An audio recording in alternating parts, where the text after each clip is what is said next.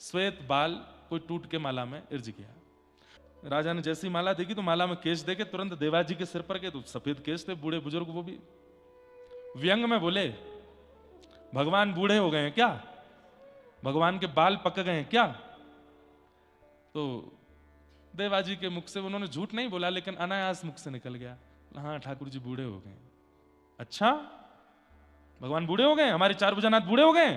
बोला हाँ, कल आता हूं सुबह मंगला में, और मंगला में मुझे ठाकुर जी के केश का दर्शन करना है, देखूं तो सही कितने बूढ़े हो गए भगवान। और यदि ऐसा नहीं हुआ तो फिर आप अपने जीवन के लिए प्रार्थना कीजिएगा ठाकुर जी से। अब वो तो चले गए, देवाजी रोने लगे। उनको इस बात का कष्ट नहीं था कि मैंने झूठ बोला, ठीक है झूठ तो निकल गया, क्यों बोला पता नहीं, कैसे मेरे मुख से निकल गया, पर मैंने चिन्मय परमात्मा को बूढ़ा कैसे बोल दिया।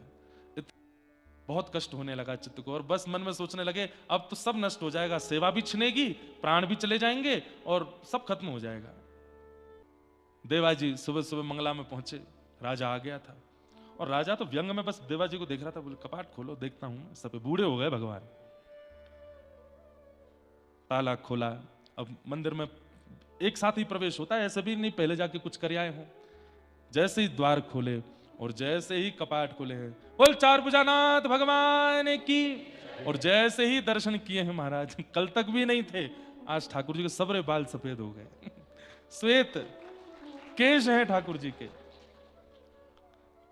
बस हमारे कौन हो गए? बोले बूढ़े चार भुजानाथ, बाल सफेद हो गए।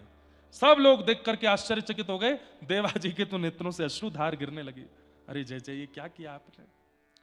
लेकिन राजा को संशय हुआ कि पुजारी हैं, हो सकता है बीच रात्रि में आकर के जो है गोंद से सफेद बाल लगा गए हों बचने के लिए। भीतर प्रवेश कर गए गर्भगृह में, और देखने के लिए ठाकुर जी के केश पकड़ करके खींचे, तो कहते हैं जैसे ही खींचे, कमल नयन भगवान जो बिल्कुल मंद मुस्काते हुए खड़े थे चार भुजानाथ जी, तो जैसे केश खींचने पर एक सिसकारी मुख से निकलती है और भौहें ऐसे हो जाती हैं, और व्यक्ति को जैसे पीड़ा में उसका मुखमंडल हो जाता है, चार भुजानाथ जी के मुख से सिसकारी निकली, और जैसे केश खींचने पर जो आवाज आती है या जैसा मुखमंडल हो, बिल्कुल वैसा मुखमंडल हो गया। और उसका दर्शन सबने किया, उस राजा ने भी किया, और उससे भी ज्यादा कष्टदायी, जब केश खींचे तो एक केश टूटा और वहां से रक्त प्रवाह होने लगा।